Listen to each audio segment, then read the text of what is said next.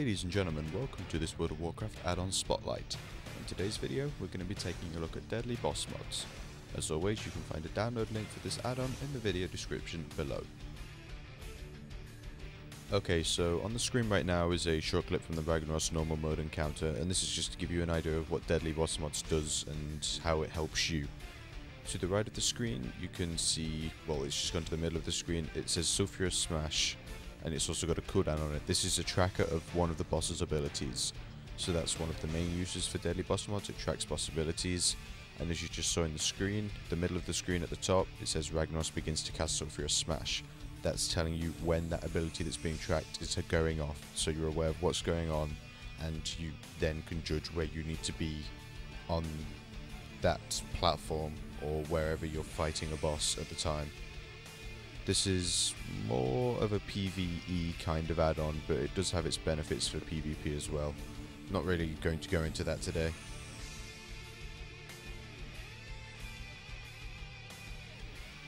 Okay, so I'm not really wanting to get into all of the features that it has because there are lots of features and it would take a stupid amount of time to go through everything it does. But you should really check out their website, deadlybossmods.com, or the curse link in the video description below. But right now we're going to take a look at the configuration for it. And in order to bring up the configuration, as always, you type /dbmconfig, or go to your interface and add-ons section. So here you can see there's, under the bosses tab, there's options for the 4 expansions: Classic, TBC, Wrath and Cataclysm. This allows you to choose if you want to load that add-on. So if you're about to go into Icecrown Citadel, you want to load it so it doesn't take as long to load into ICC. It's kind of a helpful thing. So if I load the firelands one here, it then gives us statistics for all of the firelands bosses that I've taken part in. So as you can see, I'm in a 10-man guild. It tells me how many times we've killed Bethtalike, how many times we've wiped on it, and the best kill time. Obviously we've not done that on Heroic yet, and I'm not too sure why it says 55, because we've not even attempted. Oh, that's Rylith I was looking at, so that's definitely my bad. Yes, we've not wiped at all on Bethtalike, but we've wiped a lot on Rylith. Really fun encounter. And as you scroll down, you can see the statistics for all of the different bosses, and I believe Volcanus is something to do with the legendary quest line. So if we now go over to the options section, general options. Now, do you want deadly boss mods to be enabled or not? Reply to status whispers. This is if someone whispers you, it will automatically send them back a whisper with information about the current fight you're in, the boss percentage, and also if you wipe, it'll tell them that you've wiped. It's kind of helpful if someone's trying to get in contact with you. And you can also choose if you want to respond while fighting. Minimap button just toggles the little icon on the minimap, so you don't have to type dbmconfig or whatever. Master audio channel, this is just when it plays sounds like the runaway little girl sound. Really good impression right there. And it's got a speed kill timer. So yeah, there's also a test bars section. This is test mode. This shows you the bars, and as you can see, I've moved mine around a little bit since the Ragnaros video, and here is where your bars will be, and this is just to make sure everything's working if you want it. Again, there's a few more config items. You can have pizza timers, as they call it, and that's a bit here. It's a timer for 15 minutes is what its defaults set to. So if we now go into raid warnings, show warnings in chat frame, it's always helpful. Show warnings is faked raid warning messages. This will just say raid warning in your chat, even though it's not actually going through the /RW channel.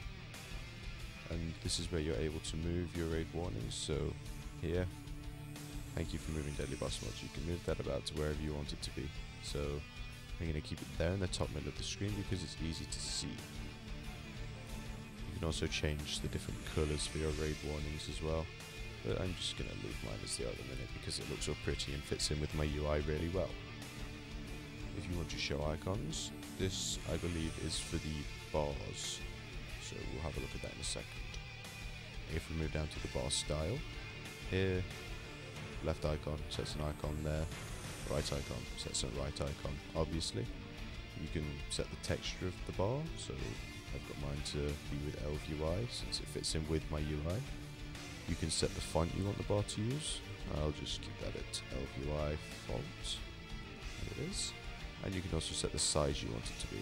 Again, this is where you'd move it, and I only have them here. I used to have one at the right as well, but that's just taking up unnecessary space and it's not needed. Which should be the huge bar, I believe. Let me just check that. It is. I know it is.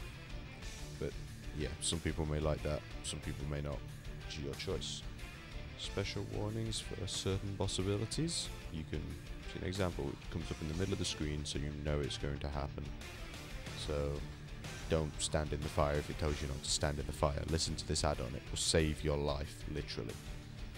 You can have a boss health frame, which I never have on because my UI shows health, obviously. It also shows percentages, so that's kind of a, yeah, do I really want this on? But this is what it looks like here. And as you can see, ElvUI has skinned it for me, and it looks so pretty and everything, but yeah, not using that. And you can also set filters in the final part of the configuration. And this is just if you don't want a load of stupid messages coming up all the time, you want to keep your screen clear, which obviously can be beneficial in certain raiding environments. Okay, so that's going to wrap it up for this Addon Spotlight. There will be another one out next week, as always.